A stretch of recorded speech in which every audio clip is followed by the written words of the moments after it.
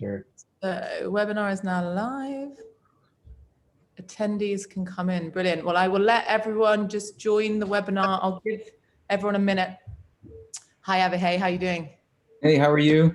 Brilliant. We are live and recording now. Bang on the dot. So I'm just going to give everyone a minute just to enter. Is that? I told Flora, Avi will come in, cool as cucumber, exactly on time. I was proven right. Gosh, I like it. I like it. I told you, we've done this. He's done this enough times to understand how it works. Exactly. I'm the kind of person who likes to get to the airport 3 hours early, just in case something happens on the way. Brilliant. Well, so we've got people coming in. I'm just going to wait another 30 seconds. And whilst I'm waiting, I'm just going to give a quick intro to Supply Compass, get that part out the way, and we can get stuck into talking about the real meat. So I'm Flora, co-founder and head of product at Supply Compass. Bit of background on us. Supply Compass is a production platform that enables brands and their entire network of manufacturers and suppliers to seamlessly manage product development, sourcing, sampling, and orders together in one platform. It means teams can communicate in real time, seamlessly design collections together, and easily manage and share product and order information, keep track of feedback, costs, etc. Why we started? Well, after 2 years at the beginning of our business, I spent that time living and working in India and researching and understanding the key challenges in product development, production, and supply chain firsthand from manufacturers and suppliers. And what we noticed really was an absence of technology really focusing on solving the challenges at the intersection of the brand, manufacturer, supplier, agent, logistics relationship. A lot of the kind of fundamental challenges happening around communication and data sharing between all parties across different organizations. So we set out to build something better and more suitable for brands and supply chains of the future, away from the world of PLM and ERP, and not kind of thinking about what had come before us, but thinking about building something for the future. So that's Supply Compass out the way. It's not about me today. Little bit of housekeeping. So we are recording this webinar. It will be shared in an email following up, and also will be on the podcast page of our website, and we'll probably chop a few bits up and put them on our Insta and LinkedIn too. I will be looking at questions throughout. I much prefer to feed in questions as we go along rather than wait till the end. So please do ask them. Sorry if I can't ask all of them. I will be picking out my favorites, I'm afraid. But we have got a lot to get through. So I will crack on. So the industry, I think it's no secret, is going through a bit of a monumental transformation in a very short space of time right now. Changes that may have taken decades are happening almost overnight. And these series of webinars that we started at the beginning of lockdown really focus on the technologies and kind of movements shaping the evolution of the fashion industry. Today, we're here to discuss 3D and the role it will play in shaping the future of fashion. I'm personally very excited about it, and really massive warm welcome to our 3 panelists today. Great to have you 3 together, and I'm very excited to get talking. So I won't introduce you guys in detail. I'm going to introduce who you are and your business, and I'm going to hand over to you. So we've got Greg Moore, CEO of Wear, Ava Feld, co-founder and CEO of Browswear, and Yazan Malkosh, founder and CEO of Swatchbook. Please, can you introduce us really briefly who you are and what your business does in a nutshell? So Greg, do you want to kick off? Yeah, we almost had a nice warm introduction from my oldest child, which we may get from time to time. So yeah, thanks for having me. This is really fantastic and very excited to talk about this. But my name is Greg Moore. I'm the CEO and co-founder of Wear. Wear is a solution that helps brands and retailers really design their businesses around the body shapes of their consumers. So when we started this company, we researched and asked executives, directors, VP level folks throughout the organizations if they knew anything about the body shapes of their consumers, and they didn't. And it was over and over and over again. And so we've created solutions, which I'm sure we'll talk about, so I won't go into too much detail throughout this, but that helps brands really understand the body shapes of their consumers and then use that throughout the business stacks to create a lot of opportunity and essentially net operating income increases throughout their domains. Awesome, thank you. Yeah, thanks for having me. great to have you. And we love a bit of feature from your daughter, so that'll be great. Avahay, over to you. Yes, thank you. Thank you for having me. My name is Avichai Feld. I am the co-founder and co-CEO of Browseware. Browseware was founded many, many years ago. I'm probably the oldest one here in the panel. But funny enough, this company was founded in the year of 2000 when we were building the virtual fitting room, which was supposed to give a much better user experience and was a bit like 20 years ahead of time. And then since then we concentrated with all the changes that happened with the first bubble exploding, we moved into where we are mostly today, which is building the entire pre-production workflow based on 3D. And we are taking the apparel industry into the 3D digital workflow for many, many years. And now we actually see the transition. And this thing, that transition is actually built for many, many layers. But I think if one wants to understand what does it mean, really the essence of everything from where we come from is that 3D virtual garment. Once you can imagine it as a substitute or a digital twin to the physical garment, be it the physical sample or what have you, then you can imagine from that point on that any decision that today requires the physical sample can be made based on that trustworthy 3D digital sample. And once you understand that, you can realize that the rest of the workflow and all the decision made can be done on the 3D samples that are coming from our solution. So this is what we do, and this is what we provide the industry today. Amazing. I'm going to dig deeper into that later on. And finally, Yazan. So Yazan Malkash from Swatchbook. Swatchbook is a material management and material sourcing online platform, SaaS-based. The idea was really generated when we worked with a bunch of brands that were going and using tools like the tools that Avi provides with Browseware, and showcased a disconnect between their suppliers and their designers, meaning getting those materials in a digital form that can then be applied to the garments themselves.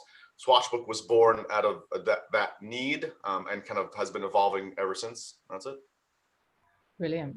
Thanks, guys. Welcome. So I'm going to start. I'm keen for us to kind of rewind a little bit rather than jumping straight into talking about 3D, understand the kind of context. So obviously it's been a bit of a crazy year. I don't need to tell anyone on this webinar about that. I suppose what I'm really interested in talking about now is kind of the key challenges facing the fashion industry today. And, you know, have these existed? Are these new challenges? Have they been accelerated, amplified by COVID? I suppose, Avahay, maybe starting with you, like, why do you think many businesses struggled to respond to the events of 2020 and I suppose falling into 2021? Were they unprepared? What is your thoughts on it? I mean, there are different reasons, but I think that many of the companies that are there and were so dependent on the physical samples, as I said earlier on, were actually caught on guard, because the moment this whole thing started in March 2020, this is where immediately factories went into lockdown in China, and which means immediately no production, not even production of samples, which means immediately that the entire decision-making process, which was based on those physical samples, was cut in the middle. There was nothing to be dependent, there was nothing to make a decision on. And those who actually were already having a 3D workflow were the ones who could continue to work and continue to do what they do on a regular basis, make their decisions based on a 3D design.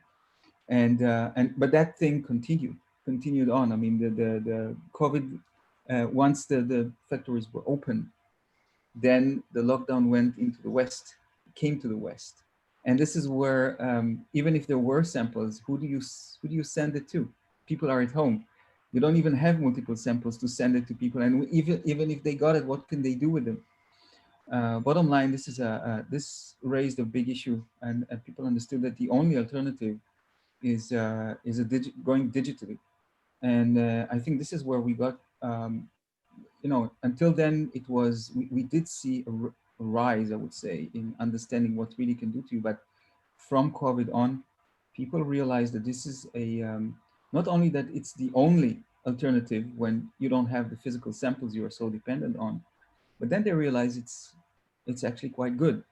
And once you get used to that, that's the way to work. So on one hand, they struggled because they didn't have the alternative, but those who have realized that this is the way to go, and now they want to go 100%. Yeah. Really interesting. Reality. Yeah, and so it's kind of made fundamental shifts in how people are designing through necessity. And so it's kind of no longer really a nice to have, a thing that you should do. It was forced upon businesses that they had to do it, because also there's ongoing uncertainty, and ongoing kind of not knowing what's happening next month. Yeah, I'll add something in there too. Abhishek, thanks for that. But I think Abhishek said one really important thing, which is, it's a buzzword, it's digitization, right? I mean, we still work with some of the largest brands in the world that are passing around spreadsheets in Excel. There are tools that allow this to be SaaS tracked, version controlled. And if you think about different industries like coding, for example, right? I mean, this is the way it used to be done. It's like, send me your repository of code back in the late 90s and beyond. And now everything is done through GitHub or other tools like that, right? Everything's version controlled, it's tracked. You have the ability to be nimble, have multiple eyes on a solution before it goes out at the drop of a hat.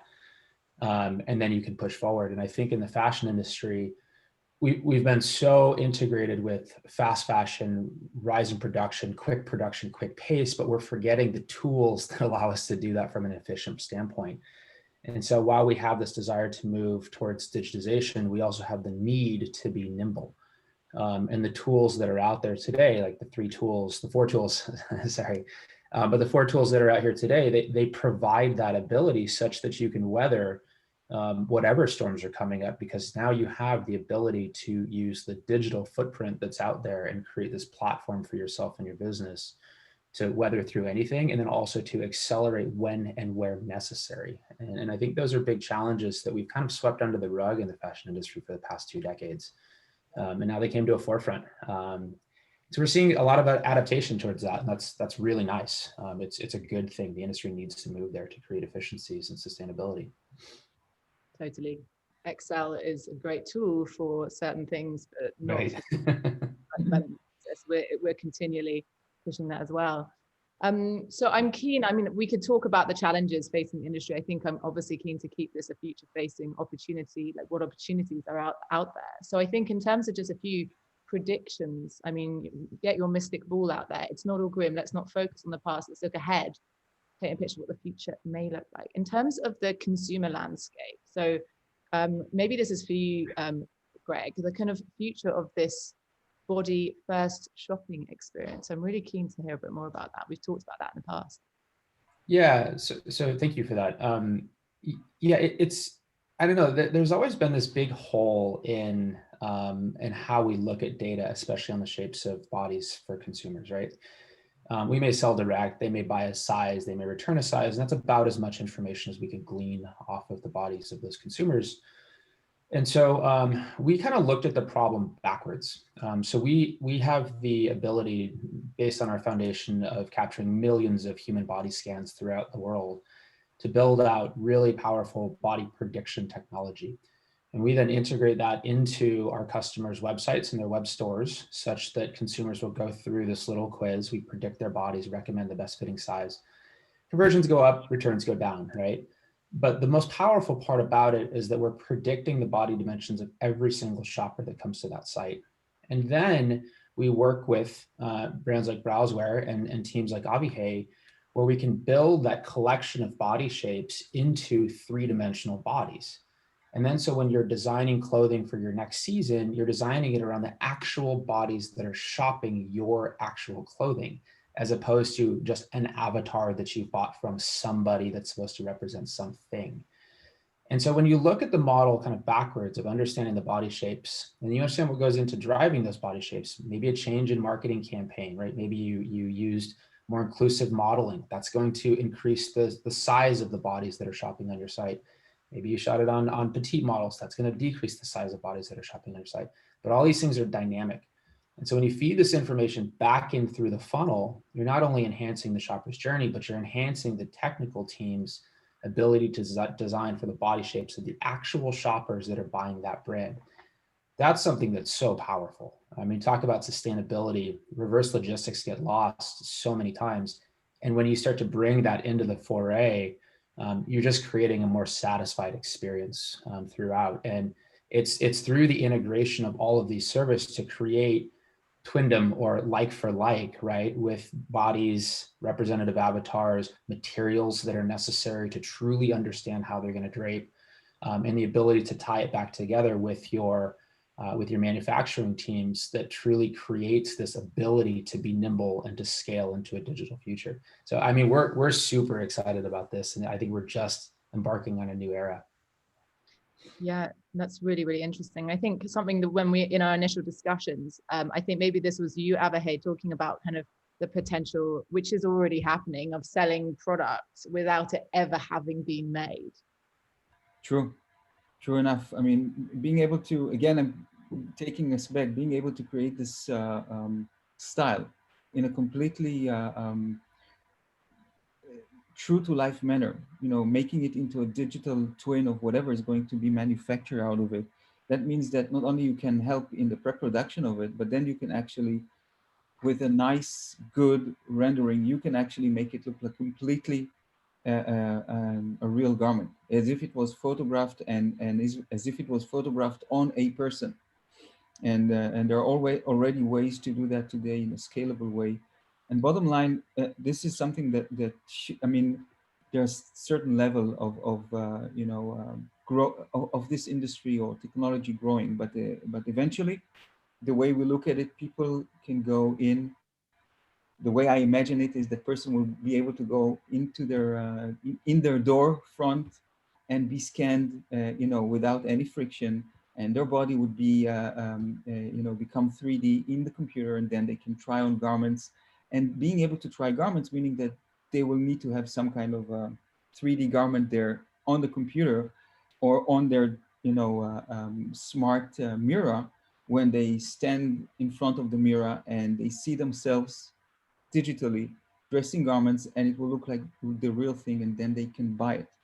What does it mean that they can buy it? They just saw a digital garment. But if that garment is really a digital twin of whatever they're going to get, that's it. The whole decision was made based on a digital garment, and now they just need to order it. And assume for a second that, you know, fast forward, you know, a few years down the line, and we have smart factories that can do small quantities of garments made on the spot. Then that person who just ordered a digital garment will not need to wait more than 2 to 4 days until they get it shipped back home and made to their own measures, because it was based on their own body scan. So this is how we can imagine in the future. And it's really not, you know, science fiction. I think the pieces of technologies are already there. It's just, it needs to be made into one holistic type of a workflow, from design all the way down to consumers and manufacturing. And that's actually something I want, before kind of we close off this webinar, I want to talk about some of the barriers and challenges faced in adopting. So I'm going to come back to that. Yazan, from a material perspective, in terms of the future, is the future, you know, the kind of the past of rooms full of swatch books where someone's dutifully cut out every single swatch photograph, stuck it in there, they're then flying around to trade shows to feel it in their hand.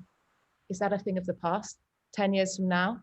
It certainly is a thing of the past, the way it has been represented so far. I think building off of what Abhay was saying, the garment world is no different to the swatch physical world as well. At the beginning of the year, you know, we saw material shows getting canceled, on-site visits by suppliers getting canceled, and similar to the garments, you know, even though it does seem like, hey, I can grab a piece of fabric and send a sample to everybody, the reality of it is suppliers have to send multiple colors of the same material in little cut links to every single designer. They used to send 1 book or 2 books to the headquarters. Now they have to send, you know, if you think about a medium-sized brand, they may have 10 or 15 designers. If it's a large brand, sometimes the designers are in the hundreds.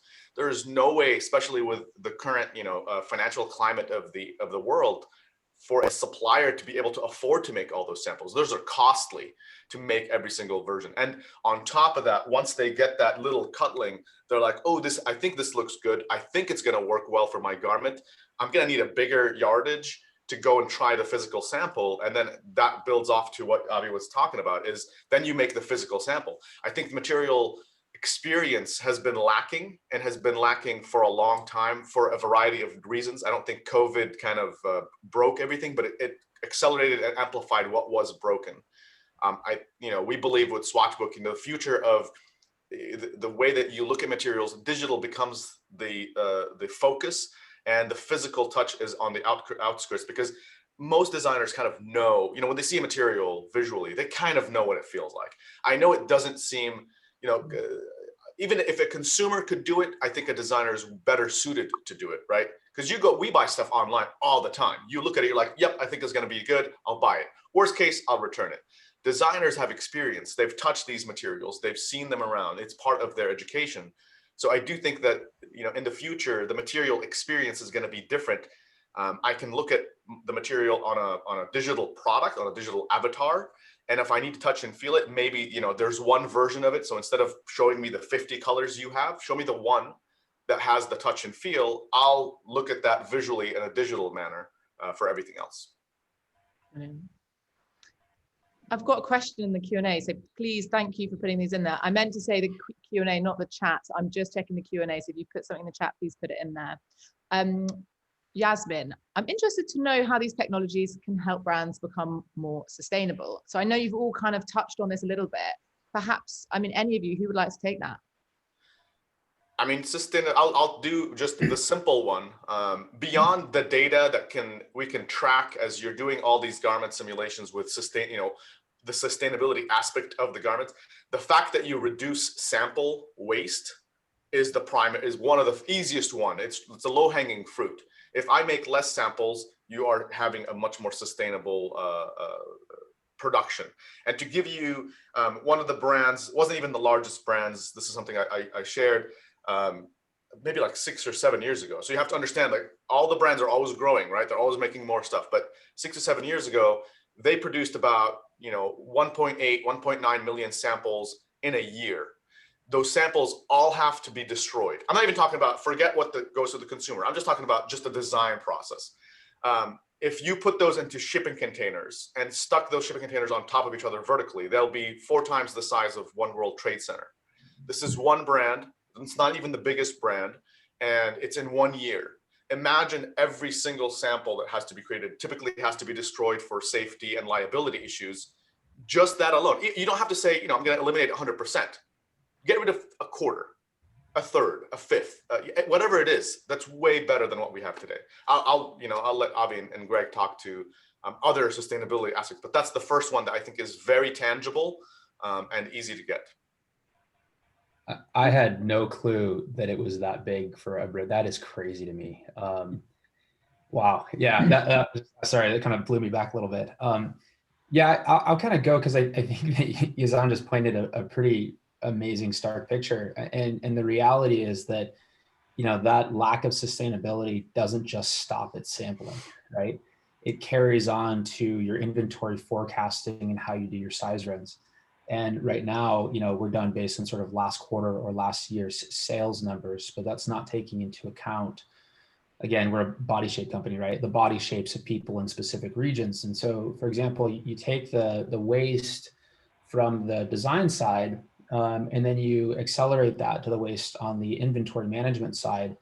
And I'm not going to say the brand's name, but they were in the news, I think it was like 5 years ago, for burning like $1.5 billion worth of product because they didn't want to tarnish the brand's name by putting off stuff in a lower cost at discounted wages. And so you start to get into those types of things. And now that accelerates if you do your inventory more incorrectly. And then you take it a next step further and you look at all the returns in the industry, which on average are, north of 25%.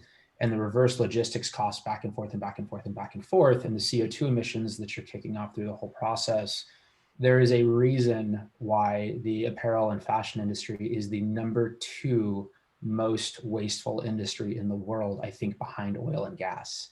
And these processes are not needed, right? A lot of these things, again, moving into what we talked about in the first part, the digital frontier, there are tools out here that allow for this all to just go away. And I think it really just takes the adoption of these circular workflows and these sustainable workflows, and the 4 people that you see here have this platform to allow that to become a reality.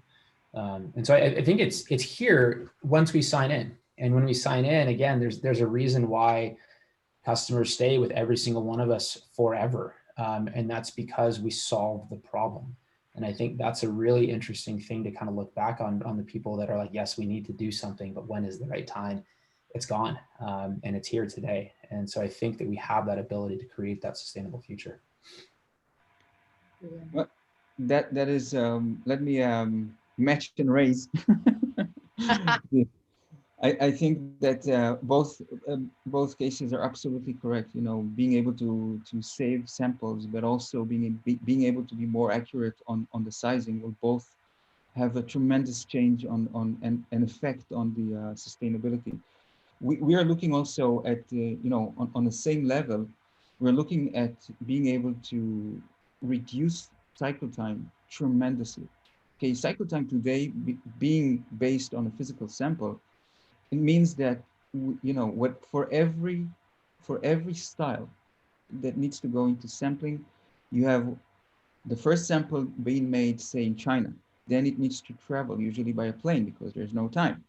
It travels to the West somewhere. Somebody there, a group of people is looking at it, marking it, sending it back. We're talking about 2 to 3 weeks here, 2 to 3 weeks there. And if that goes for 2, 3, 4 times, it's easy to explain why, on average, the cycle time today are for every collection is 50 weeks. And you know, t-shirts would be a bit less, but down jackets would be more. So 50 weeks, it's crazy, because the sorry, the moment the Avi's getting choked up because that's how big this issue is. I think you nailed it on the head, Avi. This, like, most people are unaware of all this information. Sorry to cut you off, but I want to emphasize that most people just don't understand when we just say, let's get a sample. It's not as easy as like, oh, you just go into your friend's house picking up a shirt. and it's exactly this, because then it's an ongoing process. And then think about it, 50 weeks later, when finally the garments hit the shelves in one of those stores, it may be and it does happen that the trend is already over, or it's in the end of it. And then 50% of the garments are going to waste. 50% of the garment are going to waste. It's garments that were, you know, made from fabrics that were going through processes and wasteful processes. And it's like we lose twice in the process of creation, and then when they throw 50% out. And when I came to this industry, I was told, and I was naive to believe that, you know, those 50% or whatever percentage that is not being sold is actually being given to third world countries in a very low price. Hey, it's being put into the ground, and it's super wasteful. Being able to then cut on those cycle times. And that's what we do with our clients, cutting on 80% of the cycle time, meaning that they can start and end the preparation of the garments very close to the market time, being on trend. It means that they can produce less and sell more out of whatever they produce. And that is helping a lot to sustain, you know, this place we live in. I think what's really interesting about the sustainability conversation is that it so quickly goes to materials, and the materials you pick are a really important factor, but the process and the like, we're talking about efficiencies here, and often efficiencies with sustainability isn't married in the fashion industry so obviously, even though, you know, what you're just describing here, it has such significant savings. Not all LCA analyses take into consideration your samples and all of this. In fact, a lot of them don't. And so it's about that kind of holistic approach and seeing this on top of obviously looking at where you're sourcing materials from and their impact. I think we can keep talking for hours about this. I'm gonna move on to kind of asking some questions now about the evolution of 3D within the fashion space. So as you said, Abhay, you've been in this since the early 2000s. It's not new. You've been a pioneer in the development of digital technologies within the fashion industry since the 90s. How has that kind of evolution, how has that been since then? Like, has it really picked up pace? And obviously what you were describing in the last year, how there's a new necessity. How have you kind of seen the industry evolve in its adoption and understanding? Yeah. Again, it just makes me feel very old, but never mind. It is what it is. Yeah, I've been there for years, and I must say, at the beginning, it was really having a battle, uphill, because we came into an industry that people were used to do what they do based on their knowledge, and not even thinking that there might be another way to do so. And when there's another way introduced to you, and and you're dealing with material which is a soft, it's a soft element, it's not really, it's so unpredictable, then just to believe that there is going to be a technology that replaces what you know and what you have learned to know in so many years as a garment technician, or as a specialist in materials, that was for many people just an outrage, and they didn't even believe that. So at the beginning, it was us going through many years of how to make the people trust the 3D, that it can really become a substitute to whatever they know and whatever they did. Usually it didn't just work by us coming in and saying, hey, it's going to work for you. Usually it was a person right there in one of those organizations that was a believer and took this under their hands, and they were the champions to move it from within. And these are the guys who made this happen. Fast forward to 2017, 18, even before COVID, it was clear enough already that value is there. Value was proven to be there. And now it's more about new players coming into the arena. You have your Amazons, you have your online players, which are challenging the supply chain of the past. And that was another catalyst for companies to understand that 3D is something they need to go into. But now it's not only about trusting 3D to be able to do something. It's about moving, more and more portions of the workflow into 3D. So at the beginning, it was just garment creation and testing the fit. Now it's design and selling, and selling usually B2B. And as I said, it's already starting, selling directly to consumers. And the way I see it right now, we are past the early adoption. We are definitely in the early majority portion of it. And now it's about, it's past the trust. Everybody is trusting now that 3D is, it's a good substitute to the physical samples. But now it's about scaling up. How do you scale up, a whole industry? How do you scale up an organization? How do you skill up people to move and to change management from what they used to do and think to a completely new workflow? It's not an easy task. It's a journey. But I think that now, with the understanding and COVID being, a real boost, it's growing and scaling to every, it's scaling not only in categories within for every category within all the companies that we work with, but it's also about onboarding their vendors into the play, onboarding the suppliers of the materials, trims, and this is, I think, where Yazan is taking a very important part in being the bridge between the older businesses of mills and the way that they used to introduce their materials through a completely new way of doing so in a digital way. And all of this goes into a digital workflow that sometimes when you look from outside, you don't understand how this didn't happen 20 years back, but now it's happening. Yeah. Better later than ever, Yeah, it's interesting. Fashionably late. That's the best term for that.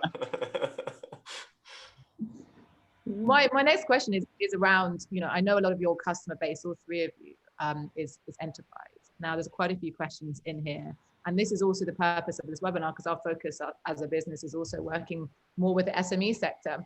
Is the opportunity just there for big enterprise, or is it affordable? Is it doable for kind of fast growing, hungry, ambitious SMEs?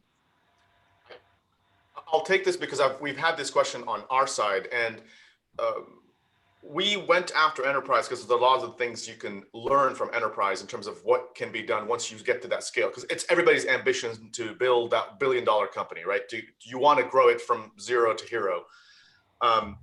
It's, in my opinion, having come from 3D production and all that, this is the best time to start. If you want to start, you have no luggage, you have nothing that you have to, old legacy systems. You can go and find state-of-the-art systems that mostly work together, as flawlessly as you can get, and start with having no reason to stick to old technology. To give you an understanding of how old some of this technology that a lot of the brands are still using. We've had multiple customers where they name materials with every description in there, and you're like, why would somebody name a material, jersey, cotton, 100%, comma, dash, comma, like they've got all information in there in the name, because the PLM system that they're using is from the 80s, and it can't search unless every single word is in the name. Those types of oddities are normal. This is what, like, and designers, when they go in and they start working, and the problem is when a designer comes in, they're like, okay, we'll just use it, and then they pass that knowledge to their suppliers. So now the suppliers think this is a standard way of naming, and you don't have to deal with any of that. You can go and do your business as you want. You can grab a version of V-Stitcher, start using it, start doing design without any legacy holding you back. I think this is probably the best time to start because of all of the technologies that are available at your fingertips. In my opinion, at least. I don't know, Greg and Avi may have even more to say about that. Yeah, so I'll kind of jump in. On the design side, I mean, we work with mostly enterprise players, right? And that's just the reality, is that they generally have a more clear understanding that whatever sizing strategies they may have deployed just don't work, because they have, the term I like to use is butts in seats looking at that data, right? And people looking at reviews and understanding whether or not their consumers are satisfied with their fit and their sizing strategies. On the enterprise side, you don't necessarily have as many people looking at the problems. And so you're kind of taking a playbook from, the really early stages that just says, let's just get going, get product into the market, and we'll solve those problems later. As Izan said, I mean, one of the most important parts about being an SME is that you can be nimble, and that's how you win. Right? Because you're not going to compete on a cap table or a CapEx table or your investment strategy. You're not going to be able to put billions of dollars into a solution. So how do you look at these tools, you integrate them, you educate your team that's using them? And again, you may have a couple of designers, a couple of tech designers. It's not really all that expensive for that, and you can get going with it very quickly. The real thing I think that is going to accelerate this adoption is education. And so I think as an industry, we need to be willing to invest in the education and the up-leveling of skill sets for our employees. And when you still look today at, Parsons, FIT, College of Fashion at London, like, you're still learning a lot of 2D design techniques. You're still using a lot of Excel. You're still using a lot of these things that, again, were kind of back in the 90s, because that's how the educational programs were built. And I think that we're starting to see the introduction of 3D into that space. And so what you're getting is, and I hate to say this, but it's almost a generational divide of people that are now learning this through their early days. They're learning 3D, they're learning digitization through their early days, and they're then bringing that to these new, young, fresh, nimble companies, and they're flying with it. And so I think that, again, as an industry, we need to understand that that change is happening. Right? There is no scenario where 10 years down the road, we're still passing around Excel sheets. It will not happen. And so how do we as an industry get to that earlier, knowing that if we don't, we become void, we become moot. And because the younger generation is learning these tools and is learning these skill sets, and they can do things in days, which used to take us months to do. And that's the up leveling of the industry, which I think we as the brand side, as well as the tooling side, the vendor side, we really need to lean into, because it is happening. And so let's get ahead of that curve. Really wise. Yeah, yeah, I can add to that, that from our experience, we've been in this business for many, many years. And I think that, the fact that we chose to work with the enterprise was also based on the fact that the enterprise were the only one who could pay. Being in an innovative type of arena, I mean, we needed to get the money from somewhere. And everything that is built into browsers is by our customers seeing the value and willing to pay for the value. But looking forward, I think the value that enterprises are seeing today and are willing to invest in the innovative process that brought them into identifying the value, this is preparing the grounds for the small businesses and the independents who are coming. And I think that coming big time. And I think they will all benefit from whatever was learned in the enterprise, but they will also bring back a completely new values that today are not known. Just to give you an example, the enterprises today, could have internally 300, 400, 500 designers within the house, apparel designers, I would say. And that sounds like a big number, maybe from outside, but internally they're, believe me, they're never, they can never finish their quota. It's always very tight, and everybody's very busy, and you even forget sometimes that this is a creative work that they need to do. Where suddenly you can have out there 10 of thousands of designers and developers who are creating garments that can be completely manufacturable because they're digital twin to something that can be completely looking the same physically. And for any brand out there, it will be just, a no-brainer to be able to tap into 10 of thousands of people that some of them, even a percent could be superstars. So suddenly you can enlarge your creativity pool in numbers that you don't even think about it today. And from the designer's perspective, being able to create a collection, okay, even a small business, to create a collection and then showing it into any one of those potential buyers.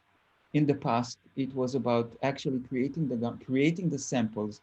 It's a lot of investment. Many of them wouldn't even think about going there. But then those who did actually created it and came with suitcases to, any one of the big brands or retailers offering their styles. This world is not sustainable and it's almost gone completely. Coming to the 3D world, where you can actually show garments that look completely real, and then you can also manufacture them. This is the next generation of how things will be done.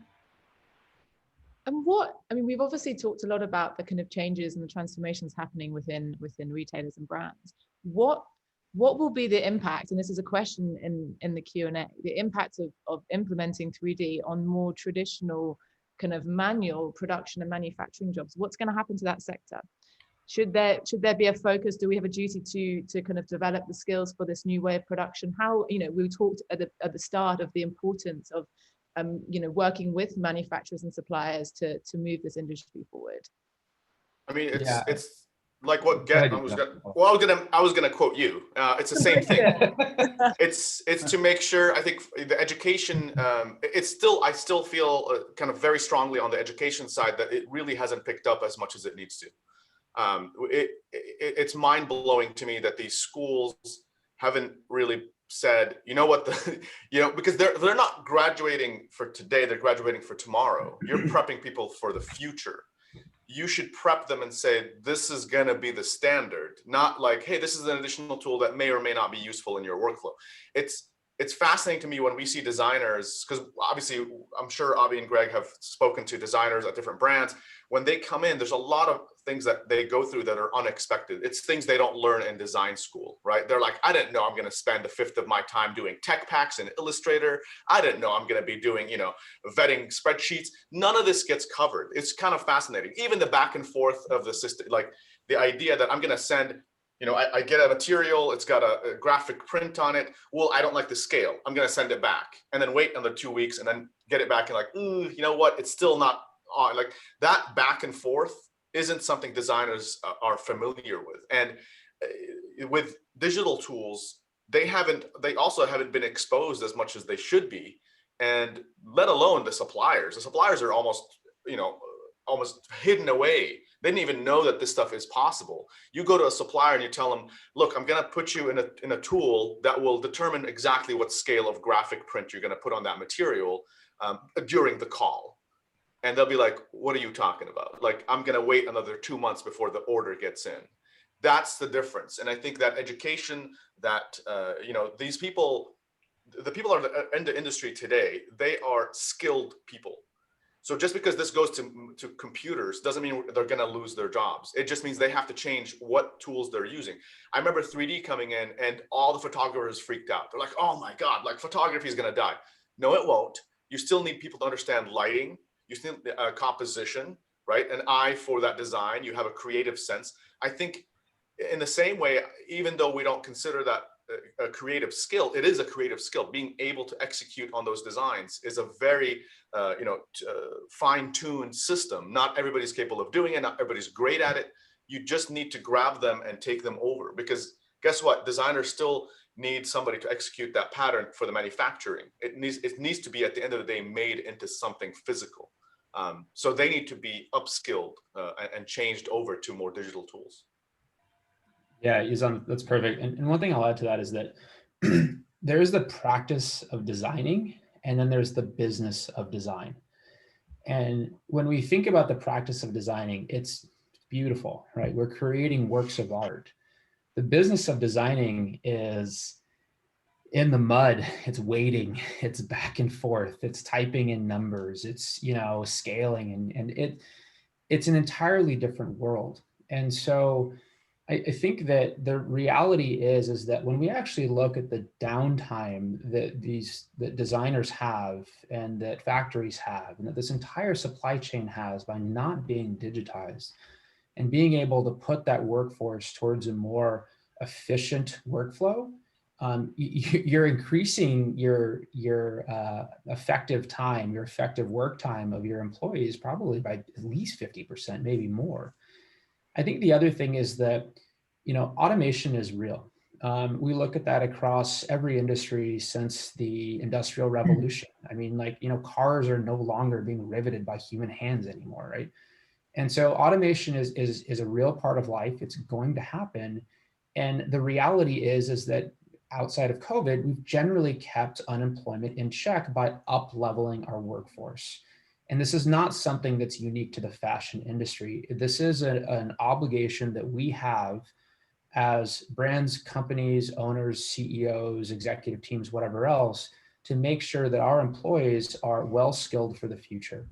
And if we shuck that responsibility, then we leave an entire generation of people behind that, as Yazan said, are very skilled. And so we have this void of wisdom in the workforce that is just going to be absolutely unenabling and disempowering, disenfranchising. And so at the end of the day, I think it's important to put things into perspective. We are not necessarily in a vacuum in the fashion industry. These are things that every industry on the face of the earth is going through and or has gone through, and we can take playbooks off of that. Everybody's invested in it. Everybody gets better because of it. It's time for us to step up the game and get into that. And I think that's just a commitment that we need to make to the future. Did you have something to say, Abhay? Yeah, I think that what we see, let me put it this way, simply. If you take today just a student out of school with no experience in the industry, they can do well, going digitally and being a super user and so on and so forth. But being able to combine an experience from this industry of working with the actual materials, doing the actual, work, the way it's done today physically, and combine it with becoming skilled up in the digital tools, this is what makes out, the actual people that can move the industry towards being digital.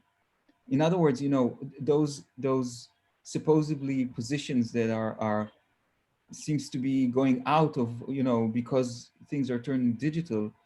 I want to say that, almost every position is being then open for somebody who wants to divert their physical knowledge and know-how and motivation, and to become a digital super user. There's a place for everyone. We're actually looking for people like that all the time. All the time. There's quite a few To echo questions that. in the Q&A around, we can basically, you get to this amazing place with your digital product, your digital material, and then it comes in reality and it is not what you thought it was going to be. Like we talked about the returns, returns happen, return rates are high.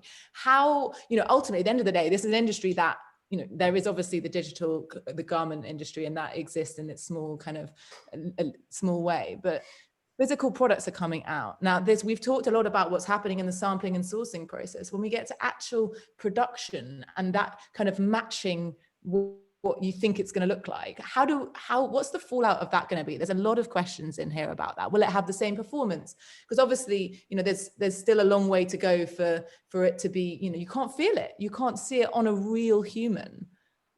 What are your answers to these questions? I'll go through this real quick, but if you think about your process as a pipeline, right? Normally we would do sketch design, material sampling, and then on and on and on. If you take a simple change to that pipeline and you were to take your material sampling and move it back a couple of stages so that you can still touch, feel, and see things, but you're not necessarily doing it as the very first thing because you have this like for like digital sample in a 3D environment like Browseware, you were then doing that with less material. You're still touching it, you're still feeling it, you're just not taking apart all of the logistics back and forth and back and forth and back and forth so early in the process. Do what you do. Just create the ability to do it later with less material because you've already used these design tools.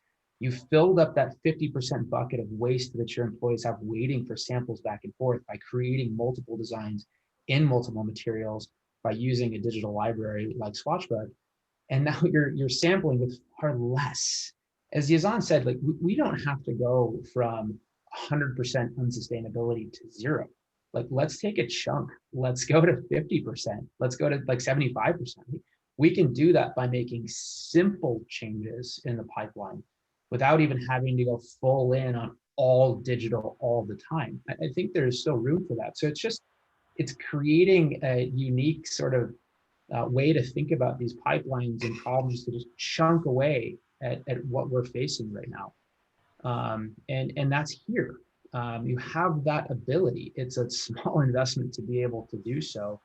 And that's just, it's real. I mean, I just keep saying that, right? But you have that ability right now. So yeah, I think just like you can think about things not so grandiose and not so, 10 years vision, and you can really look at small changes right now that make a big difference. Yeah, it's really, really interesting to see the process as a pipeline like that. Do either of you, Yazan or Vahe, have anything to add to that? I want to say something. I think that I always want to say something. No, but really, I think that in every transition, we win some, we lose some. It's true that you may not be able to touch the material, and that could be an issue. Obviously, that's an issue. But I think we need to look at the bigger picture. Just being able to, let's start with the fact that you can save 80% of the time. Save 80% of the time, and then take 10% of the time extra to do things that today you really don't have the time to do. For instance, being able to use tools like Greg to redo your sizing, being able to improve your sizing as a company, something that companies rarely do because they have no time for that. They're always running after their tail. But then you want just 80% of the time. use 10% of that into improving your sizing. Do those, you don't even need to do the surveys because the information is already held by Greg. Okay, here, the person is here. He holds the information. Being able to, and everybody knows that, you know, the sizing issue is an issue. It's a moving target. You have your small, medium, large, extra large sizes, and tomorrow or next year, people are growing, changing. It's not any longer valid. And who is fixing it? No one. And then you're coming out with garments that are not, you know, that are not super fit.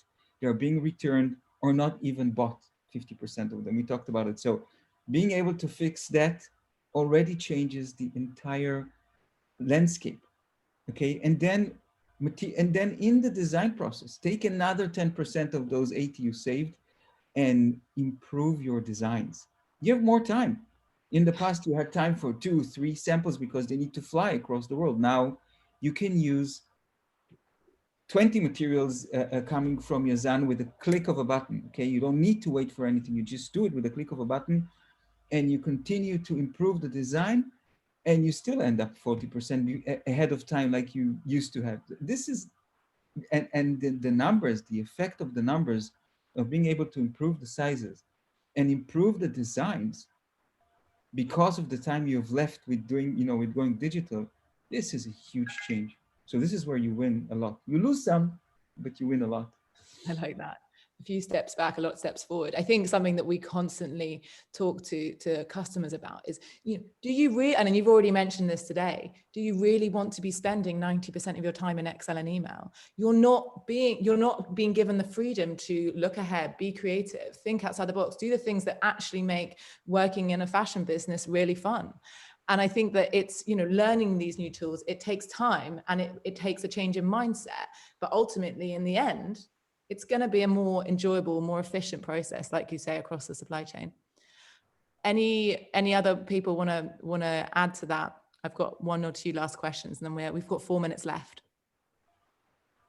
I think what Avi and Greg said covered everything pretty eloquently.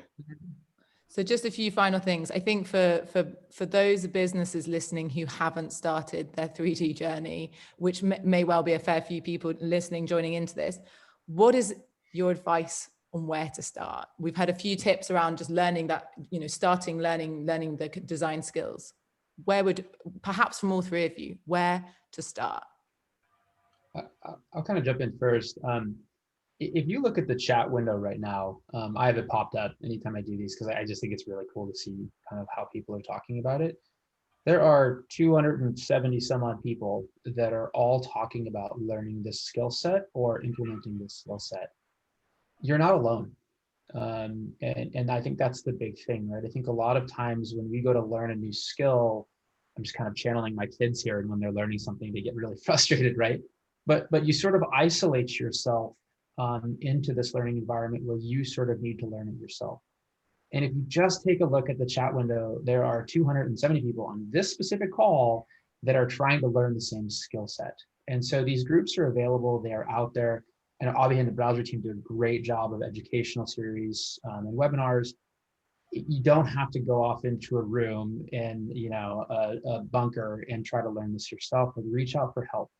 And I think what you're going to find is that the tools and the skills and the knowledge bases that are out there to help you integrate these solutions, 1, we're all here to help. That's kind of our job. And then 2, there's, you know, hundreds of thousands of other people out there in the world all looking to tackle the same types of solutions. And so that help is out there. So I think like taking that first step is really important.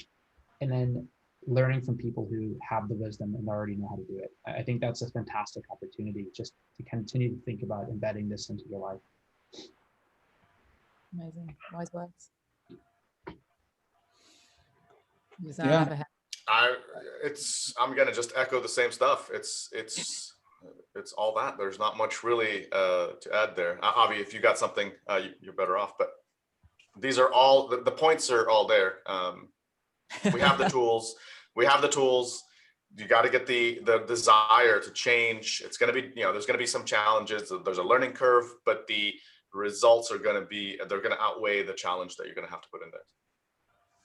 Love that. Yeah, I'm with you. I mean, I think that there are different personas that we are looking into. You know, you have your indies, you have your small businesses, and you have your enterprises. In each one of them, there is a different person that is making the decision at the end of the day. You know, how do I want to go into 3D? How does it help me? I think for indies, it's the small businesses. It's the easiest. I mean, they can actually, like Greg said, they can start learning today. You know, Browser is providing. We're not the only one, but we are providing a university where you can actually go in and learn without paying. You can actually learn the very first steps of 3D and understand if you want to continue with that or not. But I think the more interesting right now, still the enterprises and the larger businesses, they need to have a good use case for themselves to understand, you know, it's not any longer about if they want to go in. I think it's more about how they want to go in. In order to take an entire enterprise and switch it to a completely new direction, I still see so many of them still struggling with understanding why. And so I think this is where you know, our door is always open, and we are there, and we know so many reasons of why you need to. But even if it wasn't coming through us, it's about mapping your challenges today, looking at where do you want to be tomorrow, understanding the landscape, the competition, where you're in, your bottom lines. You know, these are enterprises. They know exactly where the problems are. Set your targets of where you can imagine to be if you had a technology that could bring you there, and understand that not everything could be solved or should be solved by, you know, yourself or pushing your vendors. It's about technology. We've gone a minute over. It shows that there is a lot to be talked about. We could go on for hours. Thank you everyone for joining. The key message I took out of that is the tools are there. It's the future. It's now about changing the mindset, learning on your own, and going whichever way about adopting it works for your business and your business needs. So thank you so much, Yazan, Greg, Avahay. Fantastic conversation. This will be on our podcast page. Take care. Awesome. Bye Thanks all. bye. Thank Bye. you.